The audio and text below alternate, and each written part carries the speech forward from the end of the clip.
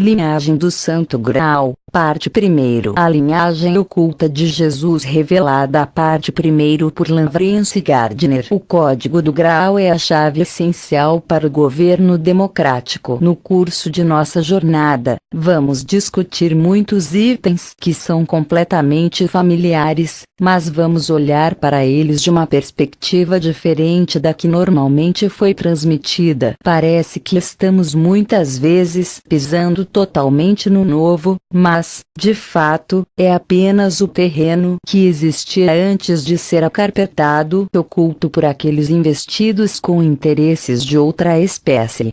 Hoje vamos embarcar na busca do Santo Graal. Alguns chamaram-na de procura final, mas a Igreja cristã condenou-a como uma heresia. Uma heresia cristã é descrita como uma opinião que é contrária ao dogma ortodoxo dos bispos cristãos e, nesse sentido, as outras questões que compõem grande parte da pesquisa científica e médica de hoje são igualmente heréticas.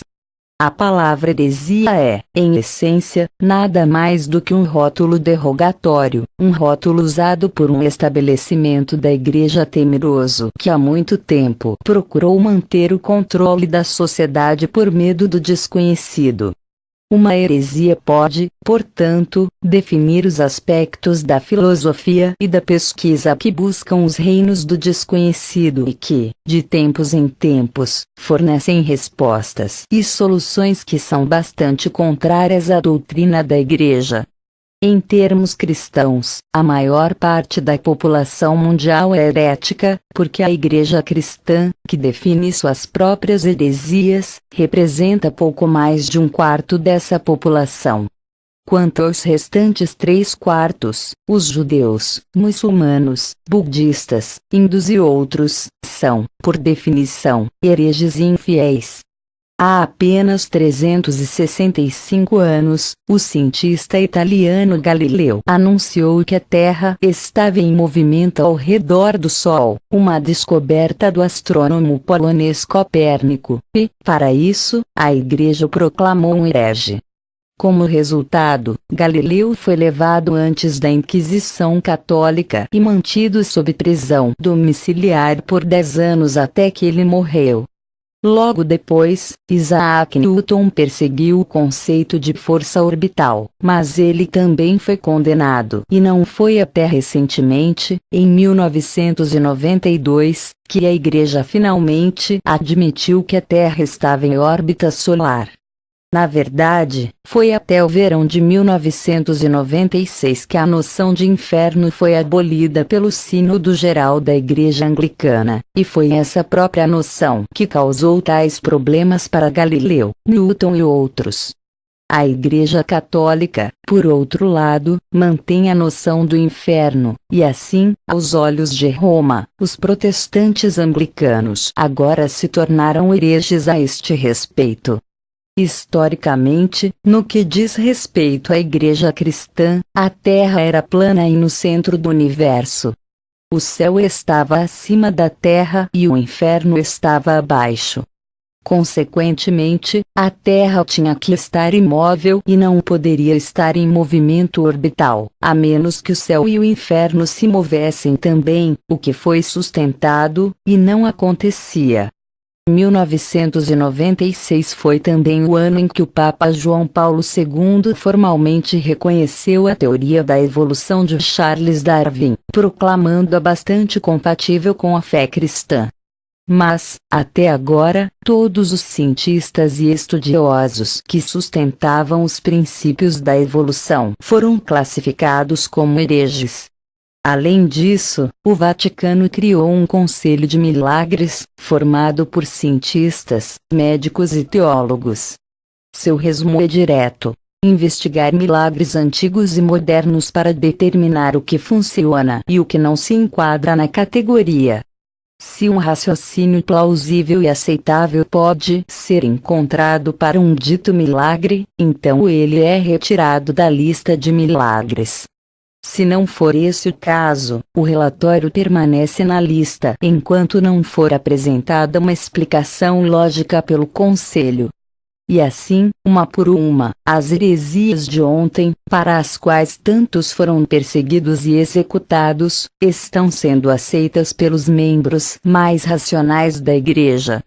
Mas há, no entanto, um elemento significativo que prefere manter o velho dogma, criando um cisma moderno na estrutura da própria Igreja.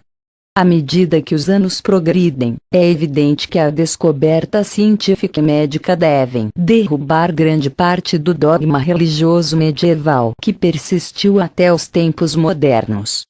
E, a este respeito, algumas heresias já estão sendo consideradas por uma igreja que tem pouca opção de fazer outra coisa. Mas há também outras formas de heresia. Heresias com uma base essencialmente espiritual, as heresias que podem ser chamadas pagãs ou ocultistas e aquelas que formam as próprias raízes de outras religiões além do cristianismo. Depois, há as heresias históricas, aquelas que não se enquadram imediatamente nos domínios da ciência, da medicina ou da filosofia, mas cujos ensaios e questionamentos recaem sobretudo nos historiadores, linguistas e teólogos. É nesta categoria particular que encontramos a busca do cálice sagrado e, ao prosseguir a busca, torna-se cada vez mais evidente porque a Igreja declarou tradicionalmente o Graal como sendo uma heresia quando a sociedade em geral percebe o Graal como uma relíquia completamente cristã. As missões são, pela sua própria natureza, intrigantes e históricas na investigação, esclarecedoras, mas as descobertas de nenhuma delas são de qualquer utilidade a menos que haja aplicações atuais que, assim como a ciência e a medicina, possam semear as sementes de um futuro melhor. A história não é mais do que a experiência registrada, geralmente a experiência de seus vencedores, e é de bom senso aprender com a experiência de ontem. Na verdade, é a própria experiência que detém as chaves morais, culturais, políticas e sociais do amanhã, e é nesse contexto que o Santo Graal suporta seu próprio código messiânico. Este é o código de prática social instituído por Jesus quando lavou os pés de seus apóstolos na última ceia. Ela se refere às obrigações de dar e receber serviço. Ela determina que aqueles eleitos em posições de autoridade e influência devem estar sempre conscientes de seus deveres como representantes da sociedade, obrigados a servir a sociedade, não presumir autoridade sobre a sociedade. O Código do Graal é a chave essencial para o governo democrático. Isso é definido como o governo pelas pessoas para o povo. Sem a implementação do código, nós experimentamos o governo demasiado distante do povo. Este não é um governo democrático. No curso de nossa jornada, vamos discutir muitos itens que são completamente familiares, mas vamos olhar para eles de uma perspectiva diferente da que normalmente foi transmitida. A este respeito, parece que estamos muitas vezes pisando totalmente no novo, mas, de fato, é apenas o terreno que existia antes de ser acarpetado e oculto por aqueles investidos com interesses de outra espécie. Somente revolvendo este tapete de dissimulação intencional podemos ter êxito em nossa busca pelo Santo Graal. Nossa busca começará na Terra Santa da Judéia no tempo de Jesus, e passaremos um bom tempo lá para estabelecer a cena resultante. Nós então progrediremos através de 2000 anos de história até os dias atuais, viajando através da Idade Média, passando algum tempo na Europa medieval. O mistério do Graal continuará na Grã-Bretanha do rei Arthur, eventualmente, até nos Estados Unidos, onde americanos como George Washington, John Adams, Benjamin Franklin, Charles Thompson e Thomas Jefferson foram os campeões do Santo Graal como foram o rei Arthur, Sir Lancelot Galahad. O Santo Graal foi descrito como o livro da descida messiânica e carrega o subtítulo A Linhagem Oculta de Jesus Revelada. Isso, claro, indica que Jesus teve filhos e, por implicação, portanto, que ele estava casado. Então ele era casado? Ele tinha filhos? Se assim for, nós sabemos o que aconteceu com eles. Seus descendentes estão vivos hoje. A resposta a cada uma dessas perguntas é sim. Vamos olhar para a família resultante com algum detalhe, seguindo sua história, século a século, a história de uma dinastia real resoluta. Os descendentes herdeiros de Jesus, que lutaram contra todos nas probabilidades de preservar a iniciativa messiânica do Santo Graal. Nossa história é uma de conspiração, de coroas usurpadas, perseguições, assassinatos e ocultamento injustificado de informações do povo do mundo cristão. É um relato do bom governo e do mau governo, sobre como a realeza patriarcal dos povos foi suplantada pela tirania dogmática e o senhorio ditatorial das terras. É uma viagem de descoberta atraente, uma visão de eras passadas, mas com seus olhos firmemente fixados no futuro. Esta é a história como foi escrito uma vez, mas nunca foi dita. Vamos começar com a mais óbvia de todas as perguntas. O que é o Santo Graal? Como o Santo Graal está ligado com os descendentes herdeiros de Jesus? O fato de que Jesus tinha descendentes pode vir como uma surpresa para alguns, mas foi amplamente conhecido na Grã-Bretanha e Europa até o final da Idade Média. Na época medieval, a linha de descendência messiânica foi definida pela palavra francesa sangrel, derivada das duas palavras sangrel, que significa sangue real. Este era o sangue real de Judá, a linhagem real de Davi que progrediu através de Jesus e seus herdeiros. Em tradução inglesa, a definição sangrel tornou-se sangral, como São Francisco. Quando escrito mais plenamente, era Santo Graal, a palavra santo, é claro, relativo ao santo. Então, por um processo linguístico natural, veio o termo mais familiar, Santo Graal. Na Idade Média havia uma série de ordens cavalheirescas e militares especificamente ligadas à realeza messiânica na Grã-Bretanha e na Europa. Incluíram a Ordem do Reino de Sion e a Ordem do Sepulcro Sagrado. Mas a mais prestigiosa de todos foi a Ordem Soberana do Sangrel, os Cavaleiros do Santo Graal. Esta era uma ordem dinástica da Casa Real da Escócia de Stewart. A videira sagrada e o sangue perpétuo de Jesus. Em termos simbólicos, o graal é frequentemente retratado como um cálice que contém o sangue de Jesus, alternativamente como uma videira de uvas. O produto da uva é o vinho, e é o cálice e o vinho da tradição do graal que se assentam no próprio coração da Sagrada Comunhão, a Eucaristia. Neste sacramento, o cálice sagrado contém o vinho que representa o sangue perpétuo de Jesus. É bem evidente que, embora mantendo o antigo costume da comunhão, a Igreja cristã convenientemente ignorou e elegeu não ensinar o verdadeiro significado e origem do costume. Poucas pessoas pensam em perguntar sobre o simbolismo final do sacrifício do cálice e do vinho, acreditando que ele vem simplesmente de algumas entradas do Evangelho relacionadas com a última ceia. Qual é o significado do sangue perpétuo de Jesus? Como é perpetuado o sangue de Jesus, ou de qualquer outra pessoa? É perpetuado através da família e da linhagem. Então, por que as autoridades da Igreja optaram por ignorar o significado da linhagem do sacramento do Graal? De fato, porque chegaram a denunciar a tradição do Graal e o simbolismo do Graal como heréticos? O fato é que cada governo e cada igreja ensina a forma da história ou do dogma mais propício ao seu próprio interesse.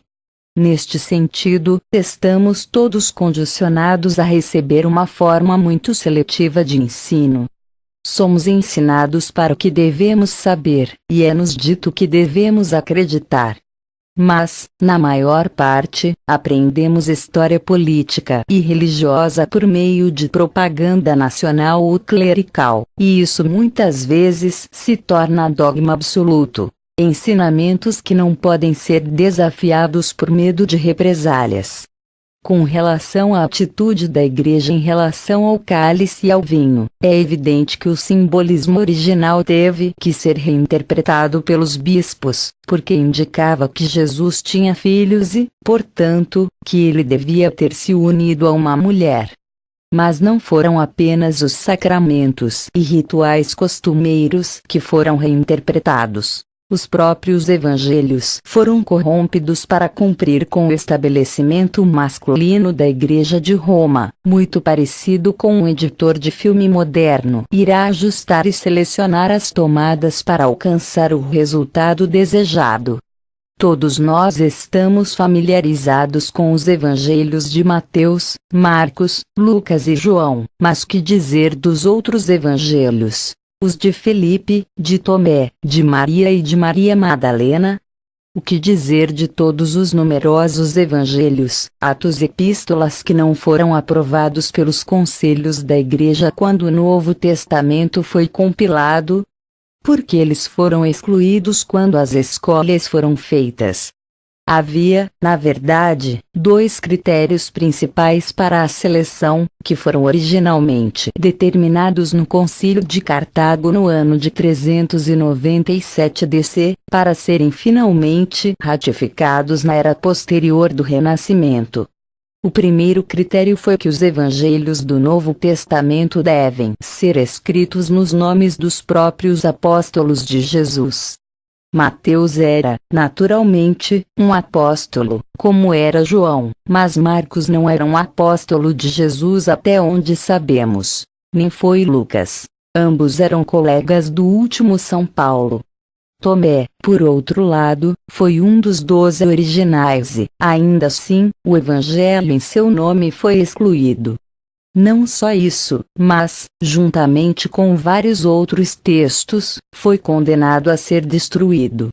E assim, em todo o mundo mediterrâneo, numerosos livros não aprovados foram enterrados escondidos no século V. Somente nos últimos tempos, alguns destes manuscritos antigos foram descobertos, com a maior das descobertas feitas, depois de 1500 anos, em 1945 em Nag Hammadi, no Egito.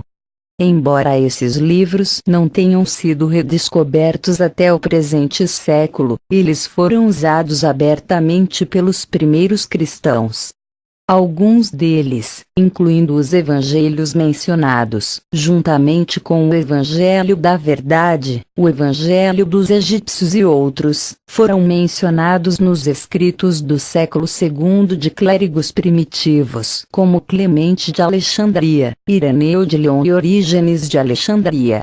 Então, por que esses e outros evangelhos apostólicos não foram selecionados?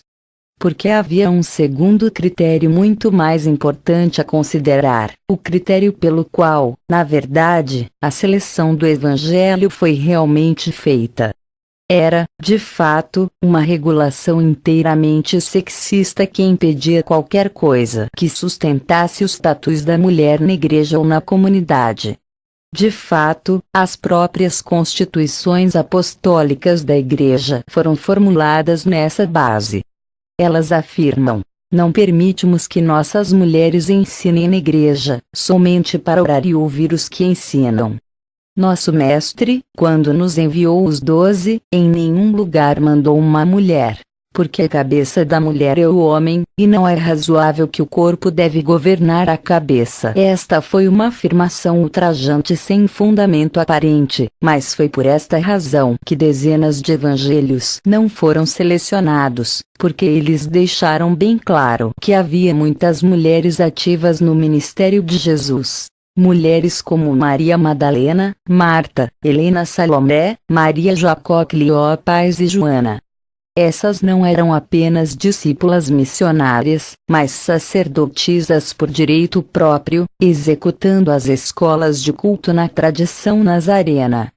Em sua Epístola aos Romanos, São Paulo faz menção específica de suas próprias ajudantes. Poebe, por exemplo, que ele chamou de uma irmã da igreja, juntamente com Júlia e Priscila, que perdeu seu pescoço para a causa.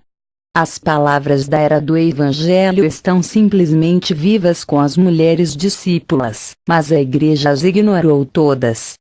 Quando os preceitos da disciplina eclesiástica foram redigidos, eles declararam: não é permitido a uma mulher falar na igreja, nem reivindicar para si uma participação em qualquer função masculina. A Igreja de Roma estava tão assustada com as mulheres que implementou uma regra de celibato para seus sacerdotes, uma regra que se tornou uma lei em 1138, uma regra que persiste hoje. Mas esta regra nunca foi exatamente o que aparece na superfície, pois nunca foi para a atividade sexual que incomodava a igreja. O problema mais específico era a intimidade sacerdotal com as mulheres. Por quê? Porque as mulheres se tornam esposas e mães, e a própria natureza da maternidade é uma perpetuação das linhagens. Foi isso que aborreceu a igreja. Um assunto tabu que, a todo custo, teve de ser separado da necessária imagem de Jesus. No entanto, não era como se a Bíblia tivesse dito algo assim. Na verdade, era exatamente o contrário. Continua. Parte da população mundial é herética, porque a Igreja cristã, que define suas próprias heresias, representa pouco mais de 1/4 dessa população. Quanto aos restantes 3/4, os judeus, muçulmanos, budistas, hindus e outros, são, por definição, hereges e infiéis. Há apenas 365 anos, o cientista italiano Galileu anunciou que a Terra estava em movimento ao redor do Sol, uma descoberta do astrônomo polonês Copérnico, e, para isso, a Igreja o proclamou um herege. Como resultado, Galileu foi levado antes da Inquisição Católica e mantido sob prisão domiciliar por 10 anos até que ele morreu. Logo depois, Isaac Newton perseguiu o conceito de força orbital, mas ele também foi condenado. E não foi até recentemente, em 1992, que a Igreja finalmente admitiu que a Terra estava em órbita solar. Na verdade, foi até o verão de 1996 que a noção de inferno foi abolida pelo Sínodo Geral da Igreja Anglicana, e foi essa própria noção que causou tais problemas para Galileu, Newton e outros. A Igreja Católica, por outro lado, mantém a noção do inferno, e assim, aos olhos de Roma, os protestantes anglicanos agora se tornaram hereges a este respeito. Historicamente, no que diz respeito à Igreja cristã, a Terra era plana e no centro do universo. O céu estava acima da Terra e o inferno estava abaixo. Consequentemente, a Terra tinha que estar imóvel e não poderia estar em movimento orbital, a menos que o céu e o inferno se movessem também, o que foi sustentado, e não acontecia. 1996 foi também o ano em que o Papa João Paulo II formalmente reconheceu a teoria da evolução de Charles Darwin, proclamando-a bastante compatível com a fé cristã. Mas, até agora, todos os cientistas e estudiosos que sustentavam os princípios da evolução foram classificados como hereges. Além disso, o Vaticano criou um Conselho de Milagres, formado por cientistas, médicos e teólogos. Seu resumo é direto: investigar milagres antigos e modernos para determinar o que funciona e o que não se enquadra na categoria. Se um raciocínio plausível e aceitável pode ser encontrado para um dito milagre, então ele é retirado da lista de milagres.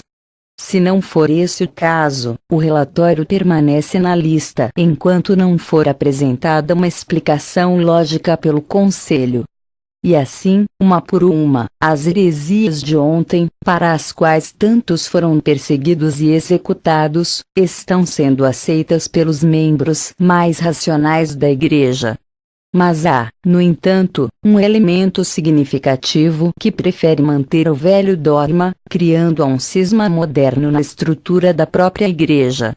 À medida que os anos progridem, é evidente que a descoberta se de ontem. Na verdade, é a própria experiência que detém as chaves morais, culturais, políticas e sociais do amanhã, e é nesse contexto que o Santo Graal suporta seu próprio código messiânico. Este é o código de prática social instituído por Jesus quando lavou os pés de seus apóstolos na última ceia. Ela se refere às obrigações de dar e receber serviço.